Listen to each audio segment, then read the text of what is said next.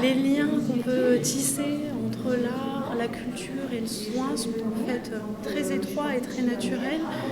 Dans l'histoire de la psychiatrie, il y a d'ailleurs depuis très longtemps des tentatives d'approche de l'art dans le milieu hospitalier. Au centre hospitalier de Saint-Cyr, on essaye de penser des projets certes culturels et artistiques, mais en ayant toujours en tête la question du soin et de ce que ça peut apporter aux personnes.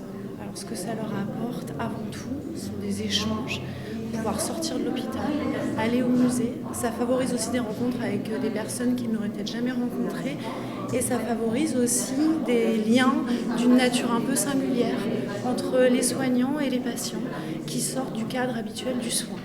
Ça s'inscrit tout naturellement dans une démarche de soins profondément humaniste où à travers l'art et la culture, on se rend compte qu'on a tous quelque chose à partager. Alors le dispositif Culture et Santé est un dispositif qui est en partenariat de la région, de la DRAC et de l'ARS. Donc ces trois partenaires ont signé une convention et aident des établissements hospitaliers à financer des projets culturels. C'est un équilibre assez fragile à trouver. L'hôpital évolue beaucoup depuis quelques années avec une vision quand même très budgétaire et c'est pas toujours bien compris ce qu'on peut faire dans ces ateliers. Peut nous être reproché un coût qui est d'ailleurs peu élevé, car nous allons chercher des aides financières à l'extérieur.